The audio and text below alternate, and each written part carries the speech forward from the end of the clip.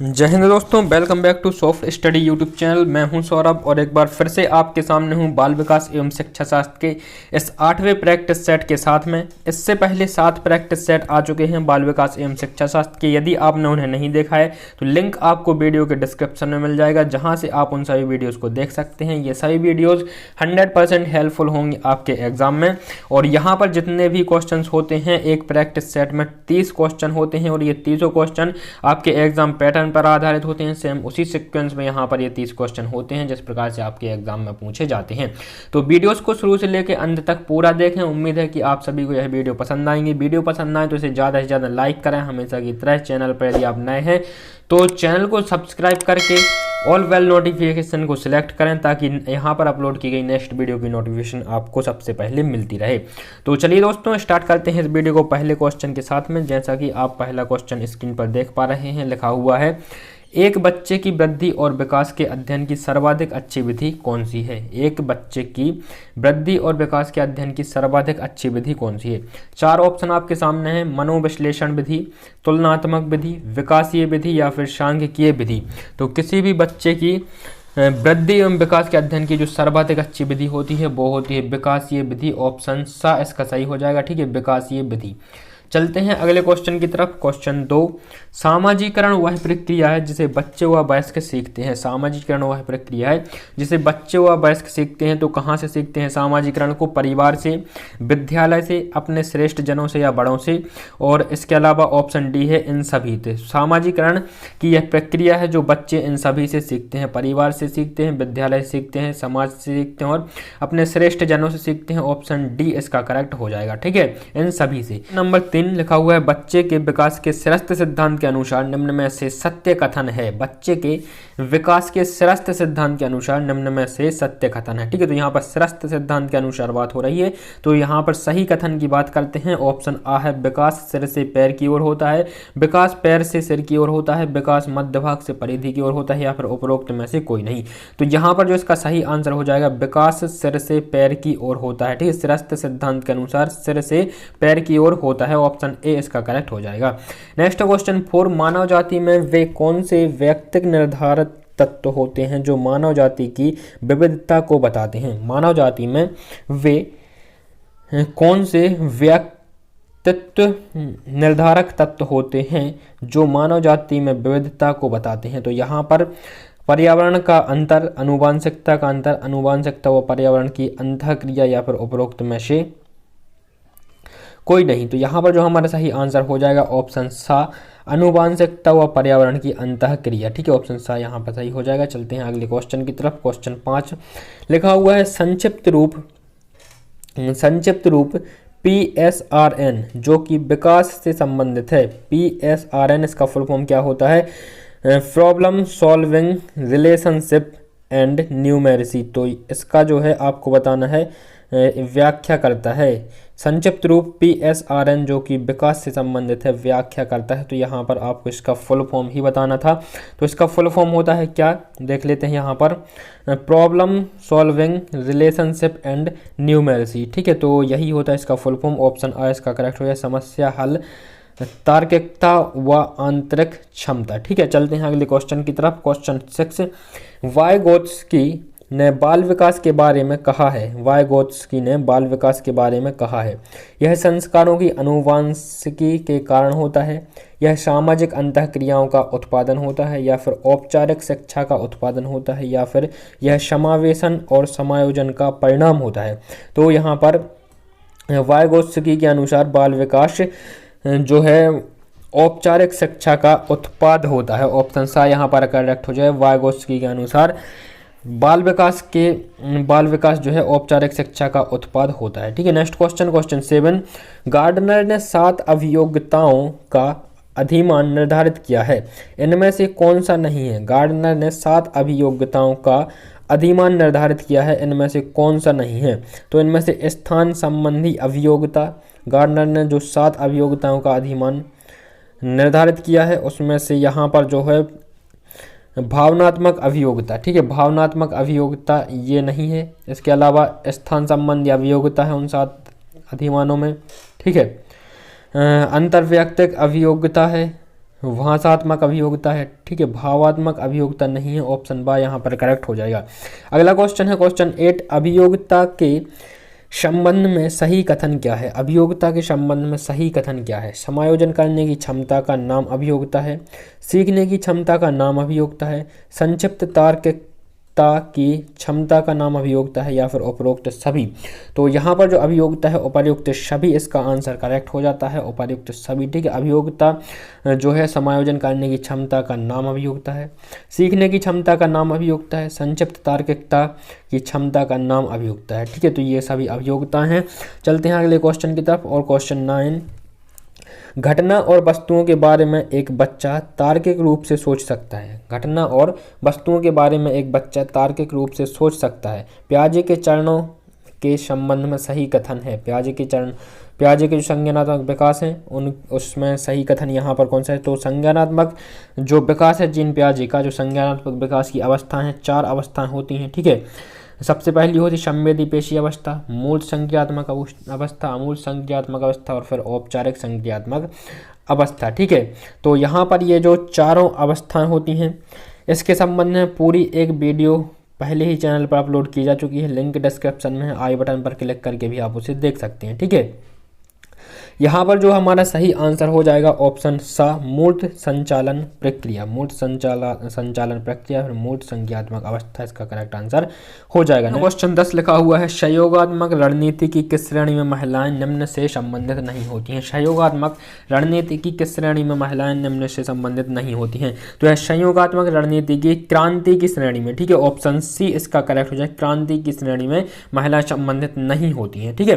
Next question है question 11 लिखा हुआ है, वैयक्तिक विभिन्नता के मिलन के संबंध में एक अध्यापक की भूमिका होनी चाहिए। वैयक्तिक विभिन्नता के मिलन के संबंध में एक अध्यापक की भूमिका होनी चाहिए। व्यक्ति के दृष्टिकोण, अभिरुचि और योग्यता को जानने का प्रयास, व्यक्ति आधारित पाठ्यक्रमों को उनकी आवश्यकता के अनुसार जानने का प्रयास, या उपयुक्त दोनों, ठीक है। तो यहाँ पर दोनों सही हो जाएंगे, ऑप्शन सा इसका करेक्ट होगा, उपयुक्त दोनों।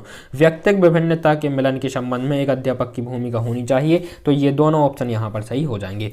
चलते हैं नेक्स्ट क्वेश्चन की तरफ। क्वेश्चन 12 लिखा हुआ है, यदि एक बच्चे की मानसिक आयु 5 वर्ष है तथा वास्तविक आयु 4 वर्ष है तो उसका IQ क्या होगा? ठीक है, एक बच्चे की मानसिक आयु 5 वर्ष है और उसकी जो वास्तविक आयु है 4 वर्ष है। इसकी वास्तविक आयु से 1 वर्ष अधिक है उसकी मानसिक आयु, मतलब टोटल कितना 25% उसकी जो है मानसिक आयु अधिक है, तो उसका जो IQ होगा वह भी 25% अधिक होगा। यहाँ पर यदि किसी बच्चे की वास्तविक आयु 4 वर्ष होती और उसकी मानसिक आयु 4 वर्ष होती, या कह सकते हैं किसी की वास्तविक आयु 5 वर्ष होती उसकी मानसिक आयु भी 5 वर्ष होती, आयु जो है वो समान होती तो उसका IQ 100 होता। ठीक है, 25% मानसिक आयु ज़्यादा है तो 25% इसका IQ भी ज़्यादा होगा, 125 जो है इसकी होगी। ठीक है, ऑप्शन आ इसका करेक्ट हो जाएगा। ठीक है, नेक्स्ट क्वेश्चन है क्वेश्चन 13 लिखा हुआ है, विद्यालय क्षेत्र में रचनात्मक निर्धारकों को जानने के लिए इनमें से कौन सा उपगम नहीं है? ठीक है, तो यहाँ पर वार्तालाप कौशल, बहुविकल्पीय प्रश्न, या फिर परियोजना कार्य, या फिर मौखिक प्रश्न। तो यहाँ पर करेक्ट आंसर हो जाएगा ऑप्शन बी, बहुविकल्पीय प्रश्न। ठीक है, चलते हैं अगले क्वेश्चन की तरफ। क्वेश्चन 14 है, आपकी कक्षा के कुल छात्र अति मेधावी हैं। आपकी कक्षा के कुल छात्र अति मेधावी हैं, आप उन्हें किस तरह पढ़ाएंगे? कक्षा के साथ पढ़ाएंगे, उच्च कक्षा के साथ पढ़ाएंगे, समृद्धिकरण कार्यक्रमों के द्वारा पढ़ाएंगे, या फिर जब वे चाहें तब पढ़ाएंगे? ठीक है, तो यहाँ पर हमारा जो सही आंसर होना चाहिए ऑप्शन सा, समृद्धिकरण कार्यक्रमों के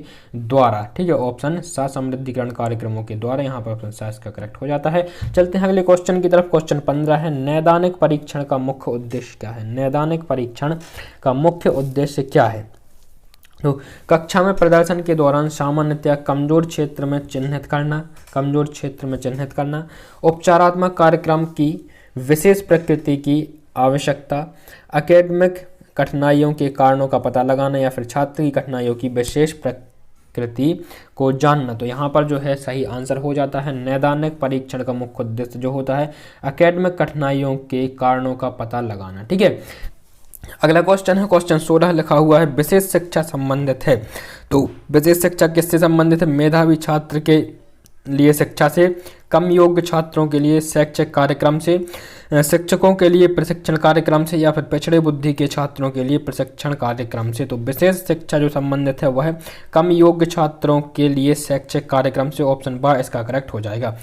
चलते हैं नेक्स्ट क्वेश्चन की तरफ। और क्वेश्चन 17 आपकी स्क्रीन पर लिखा हुआ है, सीसीई में औपचारिक और योग्यात्मक निर्धारण का कुल मूल्य होता है। सीसीई में औपचारिक और योग्यात्मक निर्धारण का कुल मूल्य होता है 40 और 60%, क्रमशः 60 और 40%, क्रमशः 50 और 50%, या फिर उपरोक्त में से कोई नहीं। तो यहाँ पर जो सही आंसर हो जाता है क्रमशः 40 व 60%। ठीक है, औपचारिक और योग्यात्मक निर्धारण का कुल मूल्य होता है कितना, 40 और 60%। नेक्स्ट क्वेश्चन है क्वेश्चन 18, शिक्षा में विकास को लेकर फ्रेवेल का मुख्य योगदान है। शिक्षा में विकास को लेकर फ्रेवेल का मुख्य योगदान है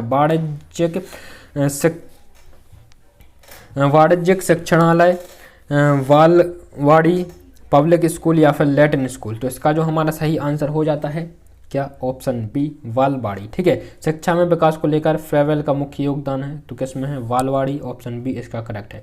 नेक्स्ट क्वेश्चन है क्वेश्चन 19, इनमें से कौन सा अनुच्छेद यह कहता है कि धर्म और भाषा के आधार पर आधारित अल्पसंख्यक अपने अनुसार शिक्षा संस्थानों को स्थापित कर चला सकते हैं। इनमें से कौन सा अनुच्छेद यह कहता है कि धर्म और भाषा के आधार पर आधारित अल्पसंख्यक अपने अनुसार शिक्षा संस्थानों को स्थापित कर चला सकते हैं। अनुच्छेद 29A, अनुच्छेद 29 या फिर अनुच्छेद 29(2), अनुच्छेद 29(1) या फिर अनुच्छेद 30(2). तो यहाँ पर जो आंसर हो जाता है हमारा ऑप्शन सी यहाँ पर करेक्ट होगा।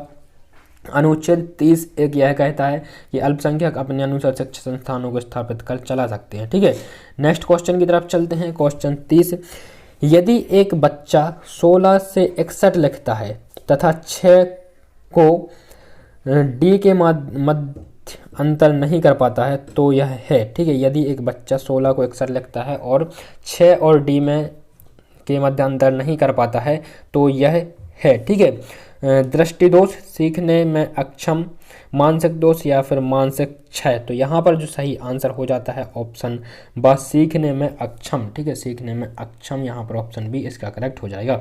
नेक्स्ट क्वेश्चन है, आप एक कक्षा में शिक्षक के तौर पर छात्रों को प्रेरित करते हैं। आप एक कक्षा में शिक्षक के तौर पर छात्रों को प्रेरित करते हैं। निर्देश निर्धारित कर, श्याम पट्ट का प्रयोग कर, दृष्टांत उदाहरण के द्वारा या फिर छात्रों की सक्रिय भागीदारी द्वारा। एक यहाँ पर कोड दिए हुए हैं, 1, 2 और 3 सही होंगे, 1 और 2 4 सही होगा, 2 और 4 सही होंगे, या फिर ये सभी सही होंगे। तो यहाँ पर जो हमारा आंसर हो जाएगा ऑप्शन डी, ये सभी। ठीक है, जो यहाँ पर कोड दिया हुआ है, कोड में से ऑप्शन होगा ऑप्शन डी, ये सभी। निर्देश निर्धारित कर, श्याम पट्ट का प्रयोग कर, दृष्टांत उदाहरण के द्वारा एवं छात्रों की सक्रिय भागीदारी द्वारा छात्रों को प्रेरित किया जा सकता है। ठीक है, नेक्स्ट क्वेश्चन है क्वेश्चन 22, सीखने के वे कौन से कारक हैं जो सीखने को प्रभावित करते हैं। सीखने के वे कौन से कारक हैं जो सीखने को प्रभावित करते हैं।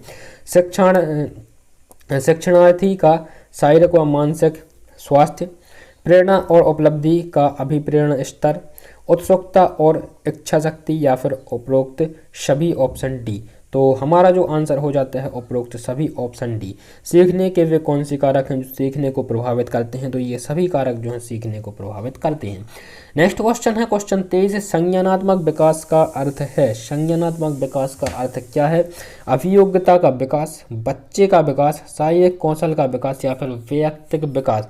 तो संज्ञानात्मक विकास का अर्थ है, इसका जो आंसर हो जाएगा ऑप्शन अभियोग्यता का विकास। ठीक है, संज्ञानात्मक विकास का अर्थ है ये सभी, इन सभी में से अभियोग्यता का विकास। ठीक है, नेक्स्ट है 24, रचनात्मक खेल का नियोजन होना चाहिए। रचनात्मक खेल का नियोजन होना चाहिए केवल उन छात्रों के लिए जो कक्षा स्तर पर पढ़ते हैं, केवल उन छात्रों के लिए जो लंबे वाक्य को लिख सकते हैं, केवल उन छात्रों के लिए जो समाचार पत्र के लिए लिखना चाहते हैं, या फिर सभी छात्रों के लिए। तो रचनात्मक खेल का नियोजन होना चाहिए, तो किन के लिए, सभी छात्रों के लिए होना चाहिए, क्योंकि इस प्रकार के कार्यक्रमों से सभी छात्रों में कौशल विकास होता है। तो ये सभी जो है रचनात्मक नियोजन जो होना चाहिए वह सभी छात्रों के लिए होना चाहिए। नेक्स्ट क्वेश्चन है, एक मेधावी छात्र अध्ययन में बेहतर उपलब्धि हासिल नहीं कर पा रहा है। एक मेधावी छात्र अध्ययन में बेहतर उपलब्धि हासिल नहीं कर पा रहा है। शिक्षक को निम्न में से उसके लिए कौन सी गतिविधि अपनानी चाहिए। उसके बेहतर प्रदर्शन की प्रतिज्ञा, उसकी कम उपलब्धि के कारण पता करना कि आखिर वह मेधावी होने के बाद भी बेहतर उपलब्धि हासिल क्यों नहीं कर पा रहा है। इसके अलावा उसे परीक्षा में कृपांक देना, और ऑप्शन डी है उसके अभिभावक से कहना कि वह उसे स्कूल से निकाल दें। ठीक है, तो ये तो बिल्कुल भी सही नहीं होगा। इसका जो आंसर होगा वो हो जाएगा आपका ऑप्शन बी, उसकी कम उपलब्धि के कारण का पता लगाना, ऑप्शन बी। ठीक है, नेक्स्ट क्वेश्चन है क्वेश्चन 26। वे कौन से वाह कारक हैं जो एक बच्चे को कक्षा में रुचि लेने से रोकते हैं? भावना और मनोभाव, संस्कृति और प्रशिक्षण, बच्चे का दृष्टिकोण, लक्ष्य और प्रयोजन। तो यहाँ पर जो हमारा सही आंसर हो जाता है क्या होगा? ऑप्शन बा, संस्कृति और प्रशिक्षण। बेवाह कारक जो कि बच्चे को कक्षा में रुचि लेने से रोकते हैं, तो यहाँ पर संस्कृति एवं प्रशिक्षण हो सकते हैं, ऑप्शन बी। नेक्स्ट क्वेश्चन है क्वेश्चन 27। लिखा हुआ है आइडेंटिकल एलिमेंट्स समान तत्व निम्न से गहन संबंध रखता है। आइडेंटिकल एलिमेंट निम्न से गहन संबंध रखता है, तो किससे संबंध रखता है? समान परीक्षा प्रश्न, सहयोगियों से ईर्षा, अधिगम स्थानांतरण या फिर समूह निर्देशन। तो यहाँ पर जो हमारा आंसर हो जाएगा समान परीक्षा प्रश्न। ठीक है, आइडेंटिकल एलिमेंट संबंध रखता है समान परीक्षा प्रश्न से। नेक्स्ट क्वेश्चन है क्वेश्चन 28। क्लासिकल स्थिति का प्रतिपादक कौन था? क्लासिकल स्थिति का प्रतिपादक कौन था? स्किनर, पावलोव, वाटसन या फिर थॉर्नडाइक। तो इसका जो आंसर हो जाएगा क्या? Option B, Pavlov. क्लासिकल स्थिति के जो प्रतिपादक हैं वो हैं पावलोव। ठीक है, ऑप्शन बी इसका करेक्ट हो जाएगा। अगला है यह कहा जाता है कि शिक्षक को संस्थान संपन्न होना चाहिए। इसका अर्थ है, यह कहा जाता है कि शिक्षक को संस्थान संपन्न होना चाहिए, इसका अर्थ है। ठीक है, तो इसका अर्थ क्या है?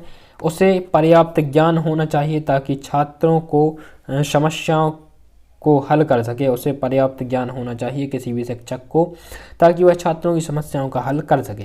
नेक्स्ट क्वेश्चन है और इस वीडियो का अंतिम क्वेश्चन है। लिखा हुआ है इनमें से कौन सा प्रयोजन प्राथमिक प्रयोजन कहलाता है? मानसिक प्रयोजन, शारीरिक प्रयोजन, सामाजिक प्रयोजन या फिर शैक्षणिक प्रयोजन। तो यहाँ पर जो मानसिक प्रयोजन कहलाता है वह होता है आपका ऑप्शन बी, शारीरिक प्रयोजन। ठीक है, शारीरिक प्रयोजन जो है वह मानसिक प्रयोजन कहलाता है। तो ये था दोस्तों इस वीडियो का अंतिम क्वेश्चन। उम्मीद है कि आपको यह वीडियो पसंद आई होगी। वीडियो पसंद आई तो इसे ज़्यादा से ज़्यादा लाइक करें। वीडियो कैसी लगी कमेंट बॉक्स में ज़रूर बताएं। मुलाकात होगी आपसे नेक्स्ट वीडियो में, तब तक के लिए नमस्कार, जय हिंद, वंदे मातरम।